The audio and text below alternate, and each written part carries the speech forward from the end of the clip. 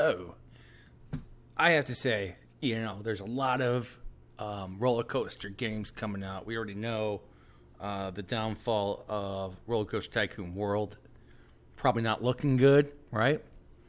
Maybe that could be a false accusation there, but uh, I guess you could say that just from playing it myself, doesn't look like they did a whole lot of work to begin with.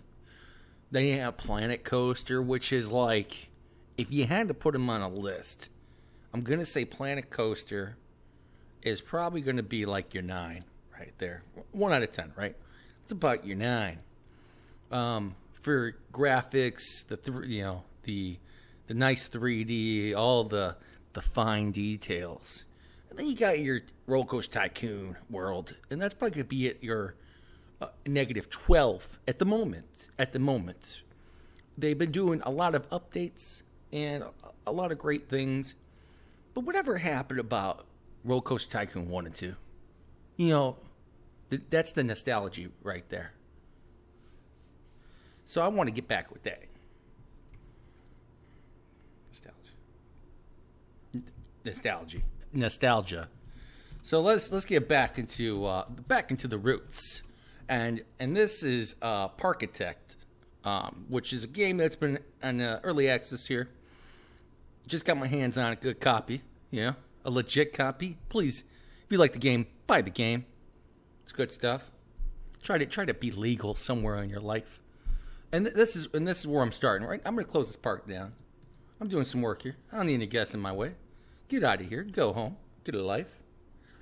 A couple things that they've gotten to is a kind of a working open sandbox. So we got pretty much a lot of great features here. There's no scenarios. There's no quests, but that's okay because we're just here trying to get back in the roots, right? So I'm gonna go ahead and start up some stuff here. Here we go. We're gonna go ahead and get back to the fun swing of things. And to get into the good swing of things, we're going to put up a ship now. I'm going to drop that and dropping those exits down. So, of course, go ahead, pop open your menu, you do your path. And the path editor, pretty cool, right? So, you can go in here, you can make a couple different type of palettes. That way you got a good sample thing going. And look like here, this one does like a U. I can make it do like a square box. See, now it looks more square. So it depends on how you want to do it. And the editing on it is actually pretty sweet. So I'm not going to complain too much. This is actually, for being alpha, this is smooth. So then I'll go ahead. I'm going to come up over here. I want to make some room. And I'm thinking what we'll do is take the visitors around the back. Because you know what? The worst thing you have is a crap load of traffic, and then you're just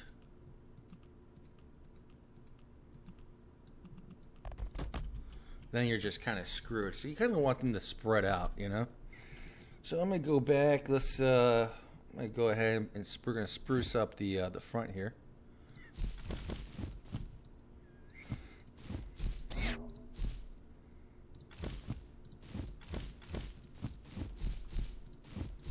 Figure we'll do something nice. Got a lot of flowers going down. Like I said, very, very fluid. Like I said, it brings back the memories.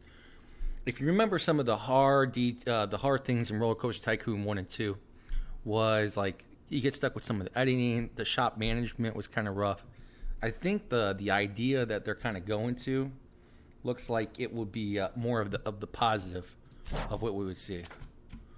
So here I'm placing down benches, and if you hold shift, it does the double mirror, so both sides will get the benches. And then I want to throw up some garbage bins real quick. And I'm thinking, and trust me, they do litter. It's exactly the same. They litter. That's just pretty much how it is. And then I'll come back, and then what I want to do is, I'm thinking,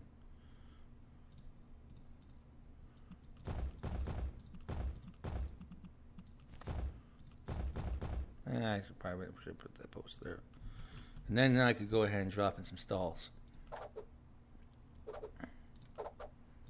Put some bubble tea in there, put some burgers. We'll do balloons inside. Some Chinese. What's the temperature? I would do some hot drinks. Okay, so the way a little bit different.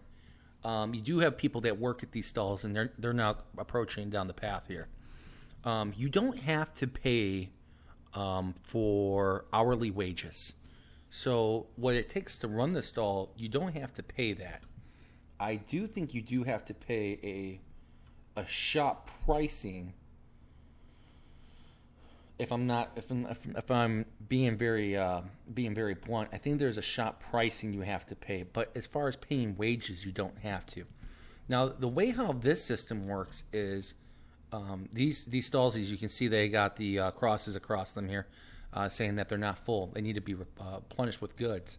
And we can see here that we ordered 100, 100, 100, and 100. And these are kind of how much sugar do you want them to have in their tea? How much ice do you want them to have in their tea? I always like to try to keep that up, because then you're going to get your satisfaction is going to drop down.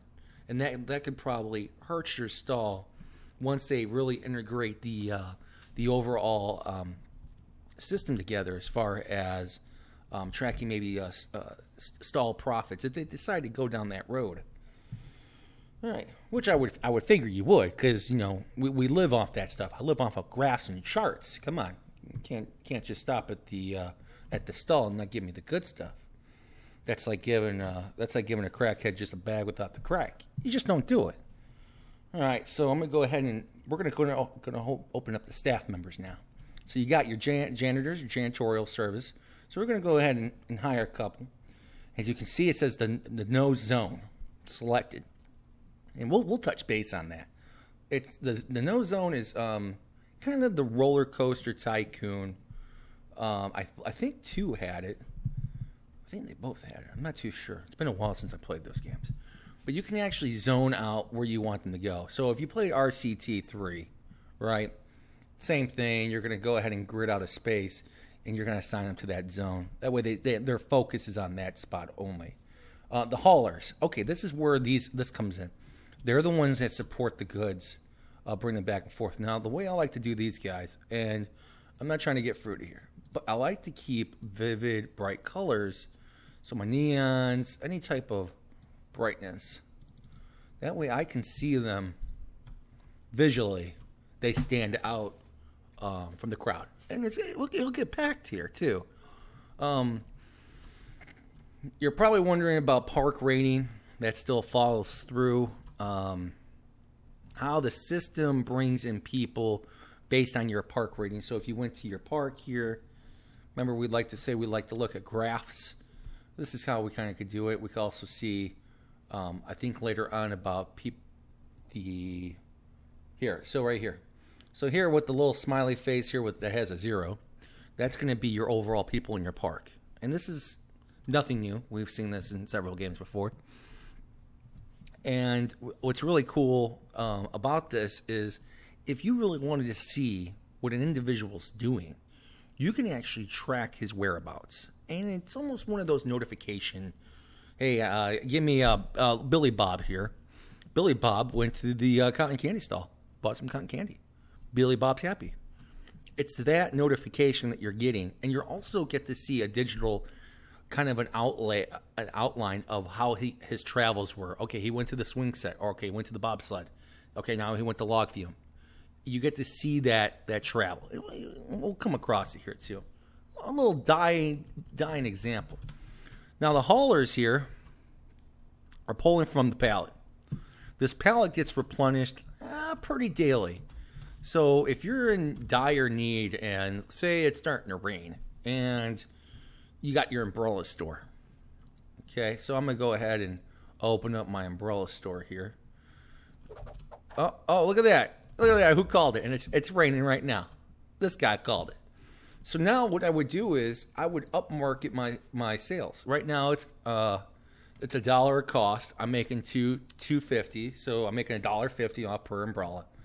I would raise that to $4 when it rains, because guess what? Supply and demand. People need umbrellas. It's raining out, right? Okay, so they got the balloons supplied. So just a couple more things here, and let's see. I want to add some other stuff. I never knew anything about like okay, you got to have your mechanics. We already know that. Your security. Sure, I want to go with your security, and then you got your entertainers. So in this case, they'll all come down the path, and here he is. And it's kind of people look for the enriched graphics and this 3D's off the chart. Games like this is pleasing to me. I don't know. I just feel more. I could sit in front of a computer for hours and play this, and it doesn't matter how I play it, because you're going to play a game. You're not going to play the same way as other people. You might get some ideas from YouTube, but in the end of the scheme of things, you're going to build something, and then you're going to start something new, and you're going to build something else. It's not going to be the same. I probably won't have flower beds here, right? It's always that new feel. And with the way how you could share stuff with people too in this game, really sweet stuff here. I mean, now at the Steam Workshop, we're not at that level. We're in a different level. So it looks like the game has made its own mod system, and we'll touch base on that too. So I'm going to go ahead. I want to drop a couple more rides down. Yeah, we're going to do the teacups. Don't judge me. Don't judge me.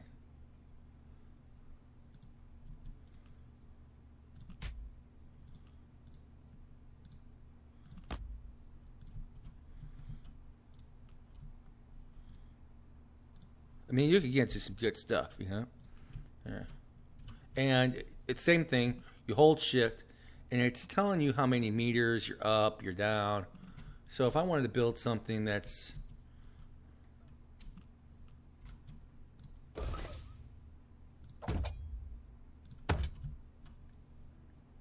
and this is, I mean, I like this stuff. This is the stuff that's, you could play. Hey, you like first-person shooters? Hey, I like first-person shooters. I like the next guy does. But you know what? After a while, it gets a little boring, and then I come to this, and it makes it all better. So that's how I live. That's how I live my life. I live it by the hard disk, one megabyte at a time, son. All right, I'm gonna go ahead and open up these rides. And then what we're going to do is, as the rides are open, and this is really cool too, there's a mod where you can ride the ride. So I get to see what it's like. Let's see. I like this view.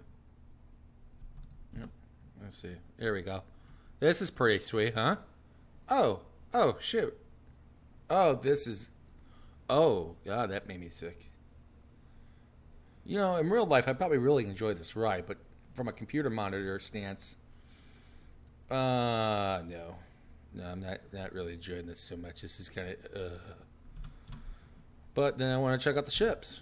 Oh, okay, here we go. Oh, back and forth. Look at that, and that's pretty cool. I mean, you have to look at that. I wonder if I can do that with shop stalls. Yeah, be nice to go on like. I guess you could zoom up on ground level. Yeah, let's see. Let's go to the cups. See, that's pretty cool. See, I don't know if I can manage a park. I think I'll be too busy riding the rides, and I'll never get stuff done. Louis, do you know what the quarter end reports are? No, I was too busy spending $1.2 million on the awesome roller coaster I've been riding for the past 4 days. So no, I probably negative at this point, since the park hasn't been open for those 4 days, so I can keep riding this ride. All right, I'm gonna go ahead and open up the park now. I usually only start charging $1. Once you start doing it, see now people come through. But hey, guess what? I got cheat codes. So I don't want. I need some gas here. So I just spawned 200 people, just to get it going. Just to get it going. Not about cheating here. Just about getting people in the building. People in the park in this case.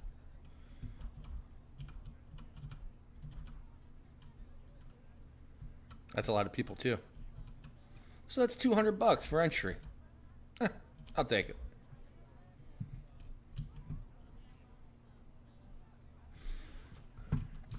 All right, so this is when I said about the spread out. Don't one path is killer. Give them the option of where they want to go. Now, before I forget, some of these people have to walk and usually have to take a piss. So let me make sure I got toilets. Otherwise, I'll probably leak all over the place.